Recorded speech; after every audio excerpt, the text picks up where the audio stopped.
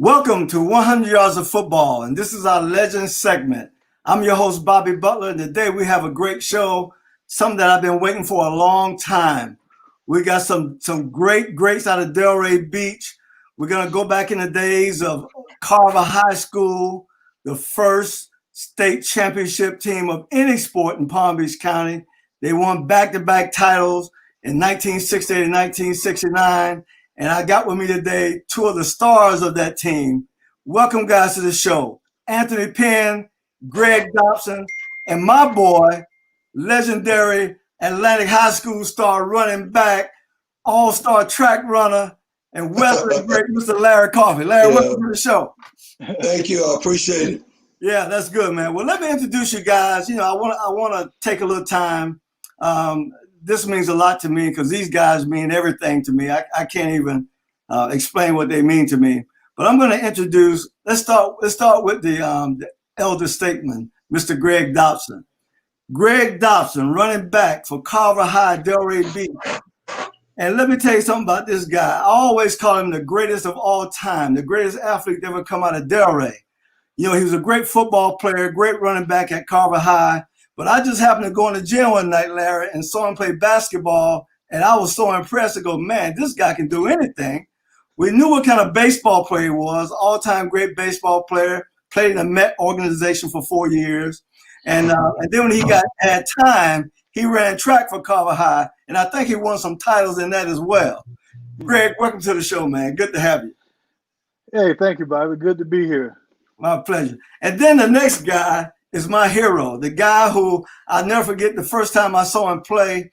Carver High was playing Roosevelt, and Anthony dropped back the pass, and he rolled to the right. He made a loop to the left. He made another loop to the right. He went back about 20, 25 yards. Next thing I know, he started running to the line of scrimmage, and then he just launched one way down the field. And next thing you know, Alfonso Wilson came up with something great. I go, wow, that's what I want to do right there. So, Anthony, man, welcome to the show. Welcome to the show, man. Well, thank you. Thank you. Glad to be here. Yeah, my pleasure. Well, listen, man, we got a lot of stuff we want to talk about and cover. This show, man, is a show that I love doing because I get a chance to talk with guys like you, guys who played at a high level, did some great things in athletics, and kind of, put some stuff out to let parents and let other young people see that, hey, look, if these guys can do it, there's a shot for me. And so what we like to do is inspire people with our stories. And because to me, that's where it starts. You guys inspired us. We inspired another generation behind us. And it goes on and on and on. So we like to do that for inspiration. So we're going to go ahead and get started. I'm going to let Larry kick it off with a couple questions. Go ahead, Larry. All right. First of all, I haven't had the opportunity to be up close and personal with these guys. I wasn't really a part of what I found out to be the hero worship for these guys because they were just guys that I saw every day at practice. And, I was getting them their water and picking the balls up. And, man, game day we had our uniforms on. But it was after they had graduated, and then Bobby and I and all of our friends, we became players at that level that I realized, the significance of what they had accomplished. So I got a couple questions I wanted to find out, and either one of you can. I would like for both of you really to answer. We had guys like you that set the standard of achievement in football. What are the guys that inspired you to achieve and set goals? Well, for me, way back, Lennox Cheney, Sam Kendricks, these were Carver quarterbacks. Johnny Miller was a running back. Believe it or not, Carver had a dynamic team before we got there. Oh, wow. It wasn't until 1966, 67 when all black schools statistics started being kept. And Carver was the first all black team to be entered into the Florida High School Athletic Association. But we had Lennox Cheney. He was a quarterback. I guess most of the quarterbacks, I didn't even realize it. Those guys was phenomenal. Menacee Berry, he was an offensive tackle. He played during that time ahead of me, way ahead of me. But I just love those guys. I wanted to do that. That's awesome. What about you, Greg? All of you guys know this person. My idol at the time was Gerald Stewart. Oh I yeah. remember Jerry.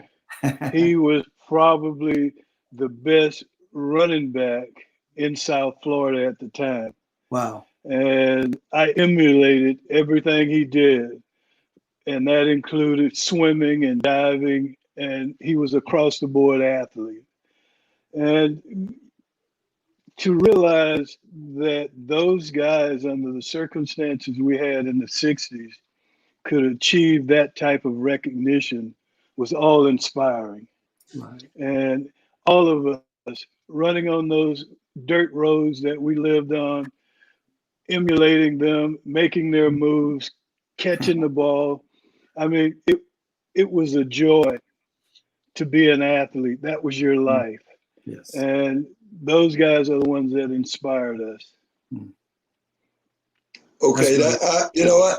I didn't hear the gentleman's name that you said inspired you. What was his name? Gerald Stewart. Okay. Gerald Stewart. Now that's a name. That's a name that honestly I'm not familiar with. But Yep. coming from you, you know, if he inspired you, he must have been a baller. He did everything. Now, He Greg. did it all. Well, Greg, Yeah. tell me this now. Tell me this now. He was your guy. But somebody told me he was a pretty boy too. Now, is that true? Well, yeah. Hey, he always had an armful of women. Hey, man, back in the day, that was a part of being an athlete, being a neighborhood person. Yes. And the little kids loved you. We loved them. And so they were, like I said, all inspiring. They were good guys. They weren't hoodlums. They were never in trouble. They were just trying to hone their craft.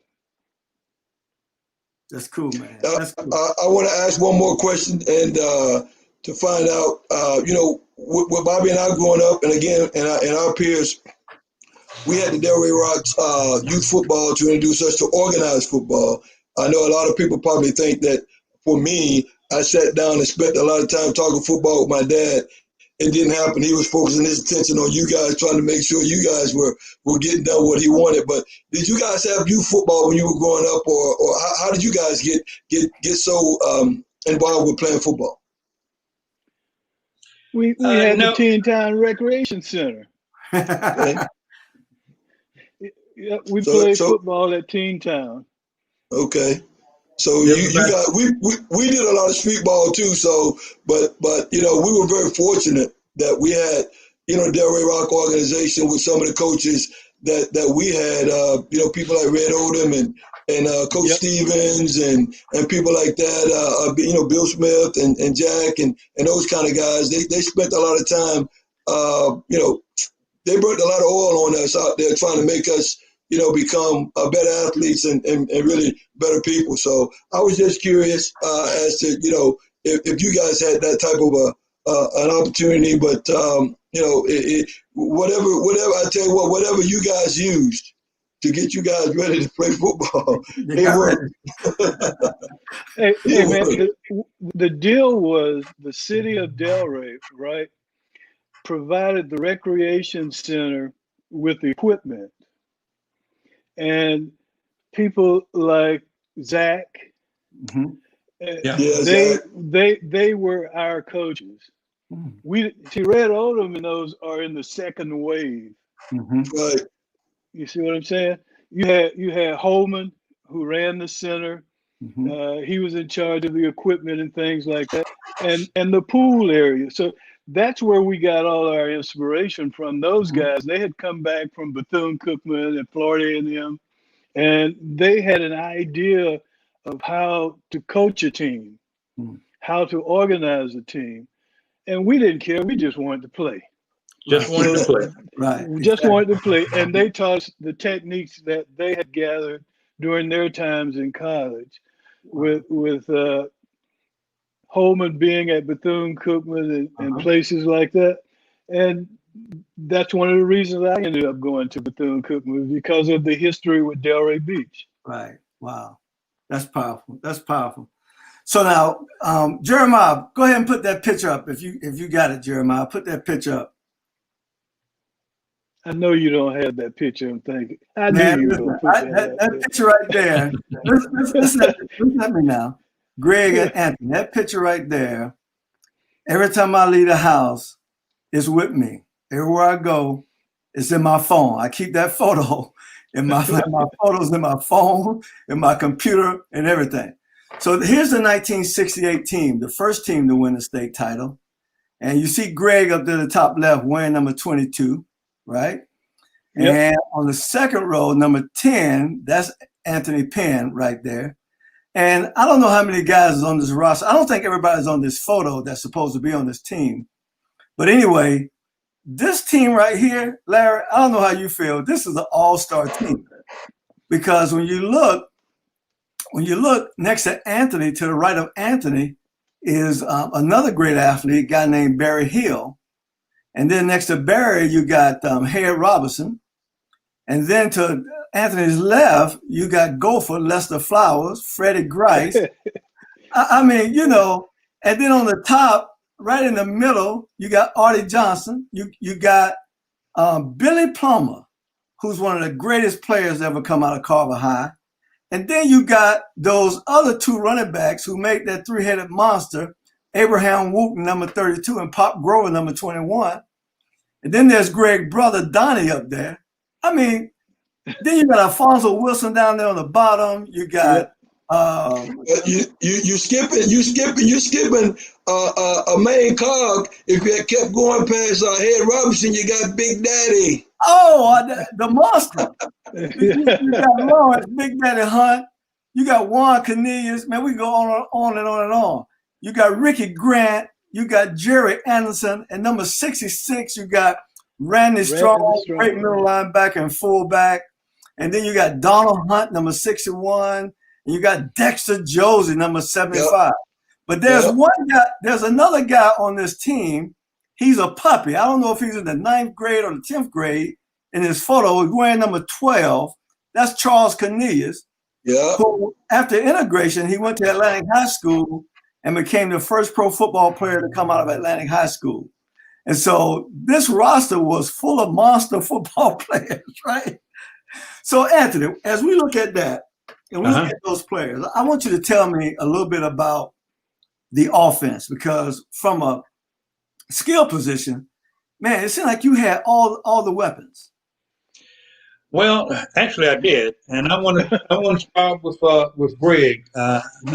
Greg was the best athlete that I played with, and I'm telling you the truth on that. He when I was a Cookman, he even backed me up at quarterback a couple of times. Wow! He was a wide receiver. He was a running back. He punted. He kicked extra points if he had to. Wow. He quarterbacked. He couldn't do that too long, quarterback. but you had receivers like Barry, Lester Flowers, we called him Gopher, Alfonso Wilson. Alfonso had the best hands that you could see. And that line that was in front of me, you know, I had no worry. They kept me from fighting so much. Yes. They blocked. Blocked. We ran a power offense. We didn't have a lot of plays, but we perfected them. We ran power off tackle. We ran around the end. We ran ice up the middle between the center and the guard, but we perfected those plays. And our pass patterns, it was a passing tree. And I knew that's what I wanted to ask you, Anthony. I'm sorry to interrupt you, but I thought after I got older and I realized, you know, started really learning football, that your passing attack was probably a little bit ahead of what everybody else was doing. Because I remember watching you guys play some games and it seemed like everybody was open all the time. I mean, you guys used to just run through people. I mean, the passing game was phenomenal, but you had to have a trigger guy, and obviously that was you. The passing game was easy because, you know, I was just gifted with some phenomenal receivers, you know, Billy Plummer, Greg Dobson, Lester Flowers, Barry, you know, Alfonso Wilson. Those guys ran the patterns to perfection when we had to run them. But it was a passing tree, and that same offense that we did there, a version of that was at Cookman when I got there. Oh wow, that's awesome right there. X right, green, X over. That's right. Hey man, Yes, sir. Coach Coffey brought that offense back from Bethune. We were running a college offense in high school. Wow. In high school. Wow. And here's how significant our offense was and how detailed it was. We would run a pass pattern, and I'll tell you this, we'd run a pass pattern and get a penalty. Come back, take that penalty, flip the offense to the other side, run the same pass pattern, and score another touchdown. That's how significant that offense was. Wow. So we had a play that we would run a post pattern and a corner pattern. Every time we ran that pattern, we would run the defensive backs into each other and score a touchdown. Am I lying, Papa? That's true. That's true. That's true. I mean, that's just how good it was. Wow. Well, we had our goal, the years that I played, from ninth grade through my senior year, was to be the best football team on the field each game for 60 minutes. Amen. Wow. That's it. But it was, you know, I hate to say it, but it was like a machine. Because we went through play after play, play after play, just ran it like a machine to perfection. But everybody knew what they were doing. We had some phenomenal coaches, Coach Coffey, head coach, and the rest of the coaches, Coach Henson, Collins, Durden, Kelly Brown Smith. They were teachers. They taught us football. Right. The only thing about it, they were play in the defense. You know what's so significant about this team? 60% of the players went both ways. Wow. Yeah. Wow. I played outside linebacker. Wow. Sure did. Wow. And then he played safety. Wow. And then he played corner. So. Wow. Hey, man, that's crazy, man. You got to understand, we graduated 86 students. So we didn't have an abundance of players. Wow. And just at that time, I didn't know that. Integration started coming in, and a lot of our kids out of the neighborhood went to Seacrest. That's right. You know, so that was freedom of choice then that started that. Yes, right. Yes. I mean, we had nothing against them going to the school. I mean, that was good for them. That was progress.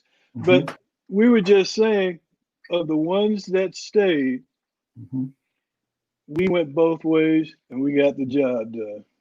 That's awesome. And we had some of the best coaches to get us to stay together. Now, remember, we're talking Florida sun in August. Yeah. Hundreds of degrees of heat. And we wanted to be there. Oh, absolutely. 3 times a day. Absolutely. Yeah. Don't do it 3 days. 3 times a day. Well, I know who y'all coach was, so yeah, I can see that. Hey, man. But one of the most unique thing about that era is that fantastic teammates that I had, tremendous coaches, we had the best fans in the world. Oh yeah. Yes. We had fans from North Broward to North Palm Beach. Wow. White, black, Hispanic, all of them. Where we went, we took the stadium. Wow. And how that made you feel. Absolutely. Man, that's special. That's special. So, but you know, when you're playing good football, man, people love football, and you know, you'll get fans from all that day kind of come to West Palm to see you guys play. Because I remember, you know, coming to the games, it was so much, man, it was like, you know, you guys were playing, right? And so watching all those the special talent on the field, but then the band was like an all-star band. It was like the Marching 100 was at the game in high school. You know, Mr. Carl Wesley was a guy in charge of the band, and the band was full of all-stars. We had Rittler, And as a drum major, we had T-Foot playing the tuba. I mean, even the band was amazing. And so it was just a fun time. But let's get back to this right here. Greg, I want to talk about real quick about the backfield that you played in at Carver. Because you had so much talent. You had yourself, you had Pop Grover, you had Abraham Wooten. Tell me about the three of you guys playing the backfield. We had speed that could get around the corners. We had quickness that could get off the tackles. And we had a bull that went through the middle of that line. I mean, I can't tell you in my high school career a game that we were out of because of the talent that we had on the line, in the backfield, on both sides of the ball.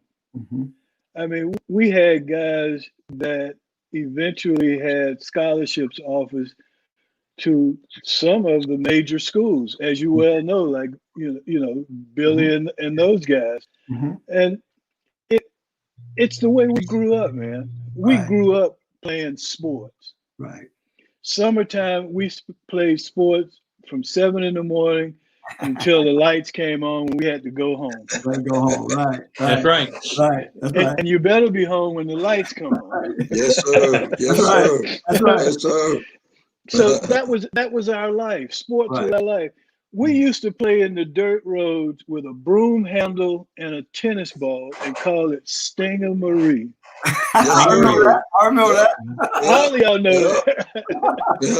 And you throw the tennis ball as hard as you can, and you had guys and girls that could hit it.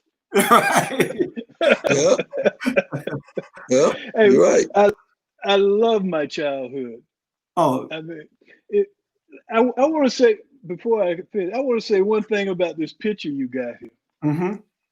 As I was telling you before, our school had a limited amount of resources, right? We got to the state championship game and didn't have suitable jerseys to play the game in. Wow. Coach Coffey went to Riviera Beach High School and borrowed their jerseys for us to play Williston in the championship. Wow. That's amazing, man. Hey, man, we made do. Right. We helped each other. Yeah. And, because of that, and he also told us, y'all better not tear up one of these jerseys because I'm not.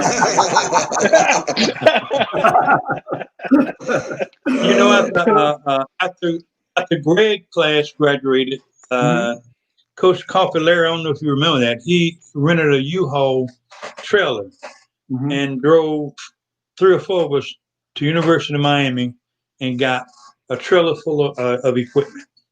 Yeah. Wow. Come back. Wow. Man. But we was happy. Yeah. That's something, man. That's something. We never think about things like that because, back in the time of segregation, Anthony, just think about the resources from a lack of their books, as far as education. We're always a little bit behind because we didn't have, updated books, in our schools at the time. And so, but yet and still, we still made it. We still made it. I think the it. only new book that I remember getting was a chemistry book, sophomore year. And other books, you can see people make notes in them and scratch out names. Wow. But we enjoyed ourselves, had fun. That's amazing.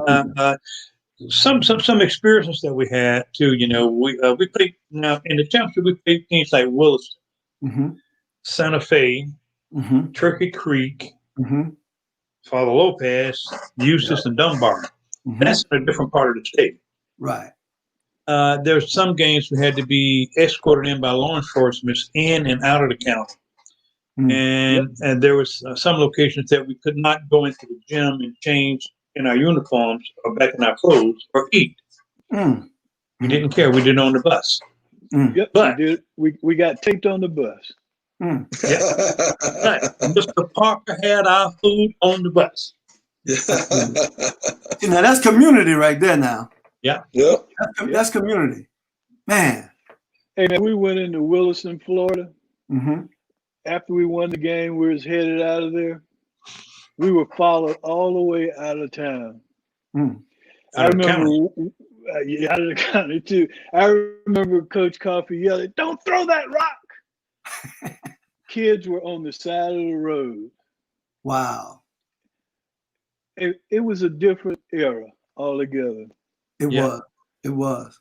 Now, explain that when you play Williston, let them know, let the people know that was the state championship game in '68, correct?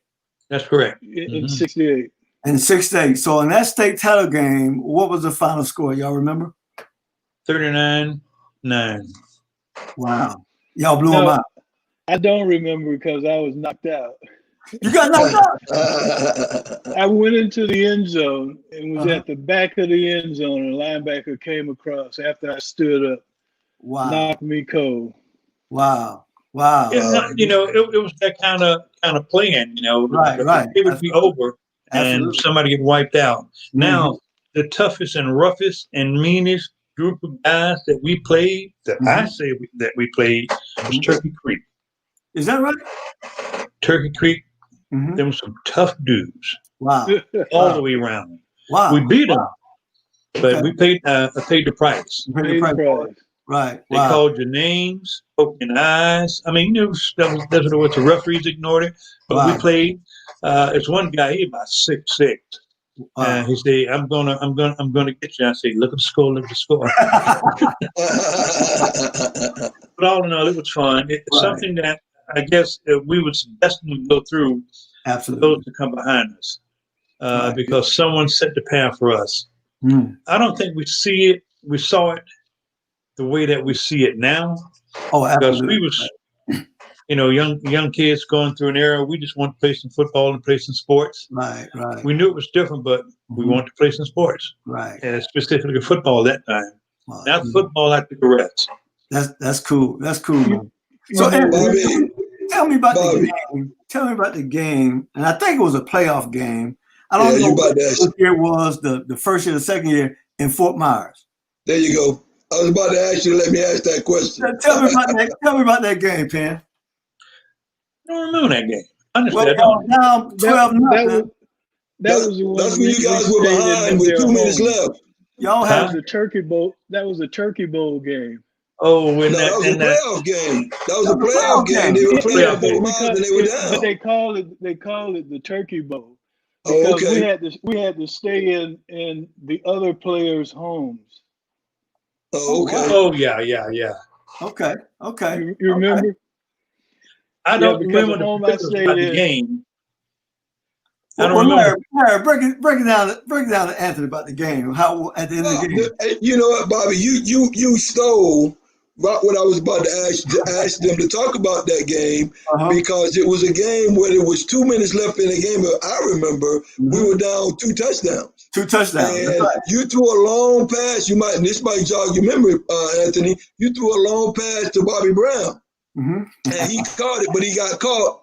And then you got scored, and then you came back and scored again.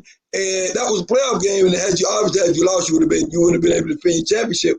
But that was so frustrating for me as a kid because, you know, I went on the eye test and I said, well, we're gonna run these cats off the field. and we just struggled and didn't play well that night. And it got down to like we were, you know, I'm a kid and we losing. I'm over there crying. I'm going crazy. Then the lightning struck. I'll never forget that game. Oh, wow. That must have been in '69. Yeah, that must have been the last year. You were there, Greg. I don't think you were there. No, that's what I'm saying. That's why Greg, I think they had a pretty good running back. They had a pretty good running back there. Yeah. If Greg had been on the team, it wouldn't have got like that. It wouldn't have got like that. All right, so listen, guys. Listen. I got to ask you this question. Tell me about Coach Roger Coffey. Hey, man. You talking about a dedicated person? And Anthony will tell you this. Coach Coffey will go to practice all afternoon with us, right? At 7 o'clock in the evening, you better have your butt at home. Oh, Because that Volkswagen will pull up in your driveway and toot his horn. And if you personally don't come out and show your face, you're in trouble. you're in trouble. You're in trouble. You're in trouble. I have seen guys running down alleys off of Atlantic trying to beat that Volkswagen down the road to their house. I can remember being at a party behind Arissy Taylor's house on her patio, and they say, Coach Coffey's out front, and the whole party empty. Empty. Coach cared more about us than life. Mm. He wanted us to do good in school. He wanted us to be good athletes, and he wanted us to be good people. And if That's you true. lost any of those qualities, you couldn't play for him. Mm. He ran me off the field one day. I remember that, Greg. You off the team. I remember that. And I left. Yeah. Then you said that you got suspended one time, and you said that you got suspended, Greg, and you had to sit up in the stands, didn't you? Who, me? Something like that. No. Yeah, me. Greg, because I remember they played a game and Greg didn't play and he was sitting up in the second because he got suspended. Yeah, he put me out. But I forgot what I did. Go ahead. I think probably all of us got suspended at one time or another. There was no choice. There was no choices, and that was good about it. Everybody was treated the same, and he loved all of us with a passion. With a deep passion. I don't know if you're going to find another person, another coach like that. I'm quite sure it is, but he had a passion for football. He had a passion for the players. And he really wanted us to be, like Greg say, to achieve life in life. Just be good citizens. Well, he didn't bust up one party. He bust up a number of parties. Well, I tell you one thing for me. I had the privilege of, Larry and I have been best friends since first grade. Shout out to Miss Eula Broadneck, our first grade. Yeah. And so we lived right behind each other. So Larry, they lived on 13th in the duplex, and I lived right behind them on 12th in a duplex. I didn't know that. Yeah, and my father, I wasn't allowed to play on my street on 12th, but I can always go to Larry's house and hang out, man, and live my dream. Get a chance to see you guys coming in and out of the house over there. And it was like being in heaven for me. But then again, the most disappointing thing for me was the fact that I never got a chance to play for Coach Roger Coffey. That was the most disappointing thing for me, after integration started, that I never got a chance to play for him.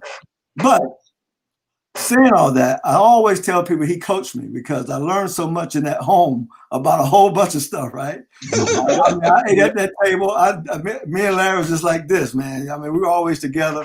And so I always say he coached me. And he helped me in my life in a lot of If you was around him, you talk football. Oh, absolutely. Yeah. Absolutely. Yeah. Absolutely. Now, I'll tell you what we got to do. Me and Larry got to do this. And Larry, I got to come to Miami. We got to do it. We got to go hunt some of that old film up. I think we got some old film we can probably get and salvage some of that old film somewhere. Well, see, Daddy bought the house right next to me, so I can walk right across my yard and see what's in the garage. But we'll have to do that. But before we go, I want to tell. Let me tell two stories real quick, and then I'll be out your way. Okay. My dad told me a story that maybe he good at telling some stories now. So he told me at one point, back when he got the job, he knew he had some talent and this and that, and that, had some guys that could play, but he had to implement some discipline. So it was about, like Anthony said, that everybody got suspended at one point. But I guess he told me at one point he sent all just a gang of y'all to the house. And just told y'all kicked y'all off the team and this and that and the other because you guys weren't doing what he wanted them to do. And he went on back to practice and whatever was left was left. And then, you know, he said he took a chance because he said, you know, I had to take a stand. And he said at some point in practice, all of y'all came walking back. And he said he didn't know, he was so happy he didn't know what to do to see y'all. He said he was just in heaven when he saw y'all coming back, but he had to set a standard. And the other story that I want to tell is that, you know, my dad was, he believed in his ability to coach, and he sacrificed, he did a lot of things, but, and you know, he was a quarterback, so a lot of what he did around football centered around the quarterback and leadership and this and that, and I want to pay a tribute to Anthony, and we talked about Greg and all the other great guys, but when I heard my dad make this statement, he told me point blank, if there was no Anthony Penn, there would not have been a Roger Coffey. And when he said that, wow, it stunned me. Wow. It stunned me. And I just want to make sure that, you know, obviously he's not here with us right now, but, you know, you guys, it's funny, you got to listen to you guys tell your stories about him running y'all to the house and this and that and the other. But you got to keep this in mind. I had to live with him 24 hours a day. You did. Hey, when on the occasion we lost the game, I remember one night we were walking from the school. We had lost it. I don't know who beat us, and we were walking, and he was crushed. Yes. He was out back crying. Yes. And your mom came out and said, Roger, come in this house. These boys are passing you going home, and you don't want them to hear you out here crying. That changed our life. We knew he was hurt so bad. Oh yeah. From one loss, I don't think we lost another game. That's awesome. I remember I spent a lot of hours with him going over football plays, offense, pass patterns, what to do in this situation.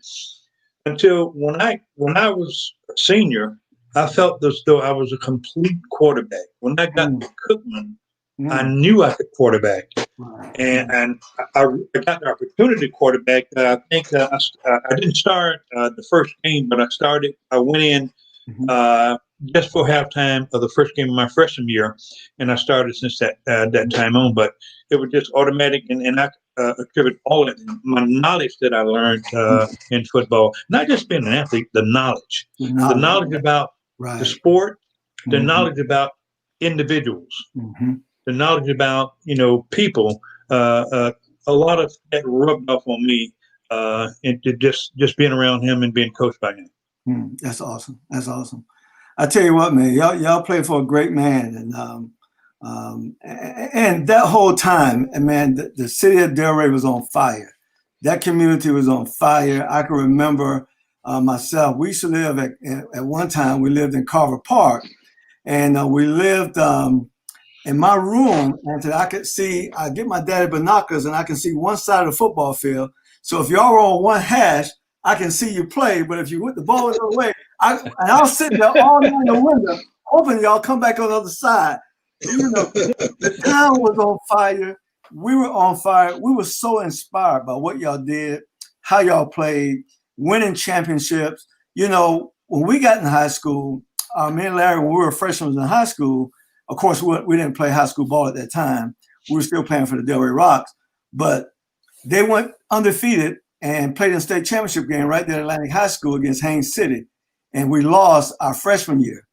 And then when we were sophomores, you know, we didn't do anything. But our junior and senior year, both of us starting on the varsity, you know, we played both ways. Larry and I played safety right by each other. I played quarterback. He was a backup quarterback as well, but he also was a star running back on that team. And we lost 2 state titles back to back. Our junior and senior year. I think what was the score of junior year, Larry? We lost about 14. We lost 14-9 to Ocala Forest, and then 10-11 to Panama City Bay. And that last one hurt because we were undefeated, man, and we lost by 1 point. Yep. You know, Yep. and I'll never forget it. You know, trying to achieve what you guys, we got there, but we just could never get over. Never. And then since we left school, we played 3 state title games and lost all 3 our 4 years in high school.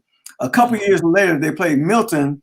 I think when Jerome Burgess was a senior, Larry, and they lost to Milton when Greg Allen was a star back at Milton. Right. And then they went back a couple of years ago. I went to the game in Orlando. They played some school up there, and they lost. So we have never been able to get over the hump, you know, and win that title game since 1969.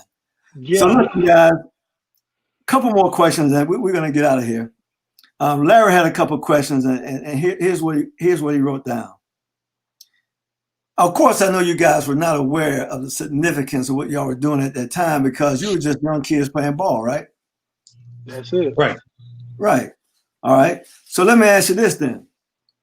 How often, to this day, how often are you approached by someone that asks about the championships you won? I'm a little embarrassed quite often, you know. Is that right? And, you know, sometimes I feel so, you know, I did something else other than that. You understand it. You understand it. I bet, you know, once my grandkids and kids found out, that just blew it away. Because my kids and grandkids didn't even know that I was an athlete and played sports until later. But just about, I would say, in a run of a week, and you see somebody, that quarterback, the best quarterback in the world. You can throw that ball. You can throw it 900 yards. Don't let me tell a story. It's going to increase on that. Anthony, I gotta say this real quick. You know, so when you came back home from Cookman, I know you're about to tell this story. I was playing high school ball, and so you were playing for the Delray Cyclones. Yeah, I remember that. We were so together that day. I said to myself, I said, you know, when I saw him playing high school, I was a little fella. My mind may be exaggerating. He might not be as good as I think he is. So let me go see him play. I don't know, Larry, if you was with me that day or what. Yeah, we were together. I know what you're about to say. I was with you. So, Penn, you got that ball, you dropped back, and you threw that ball, had to be 70 yards in the air, man. And I'm like, man, this guy got this kind of arm. And you hit Alfonso Wilson on that sideline, just like at Cookman, just like at Carver High. I said, yeah, he that good. I said, yeah, he all that and some more, right? So, I think I played 1 year. I think 2 years I played, and what really got me when the guys called me old man. I was in the 20s. I wasn't 30. I was in the 20s. So one of the guys, come on, old man, and said, I'm gonna show you. Let me say this real quick. Both of you guys have been successful in life and in business. You know, Greg just retired with a great career in business. Anthony, you just retired a few years ago. I know you worked for Florida Power and Light for a long time. And, you know, I got to say this about both of you guys. Not only were you great athletes, you're great men, you know, still inspiring people. And I love spending time with you. I love talking with both of you guys. So listen, man, thank you for your time. We got to do this again, guys. We got to do this again, talk some more, chop it up a little bit more, right? So listen, that's my show today, guys. Thank you for tuning in. If you like the video, like it, share it, comment. This is 100 Yards of Football, our Legends segment, and the great quarterback out of Delray Beach, Anthony Penn, the GOAT, the greatest of all time, Greg Dobson, and my boy, Larry Coffey. Welcome, and thank you for tuning in.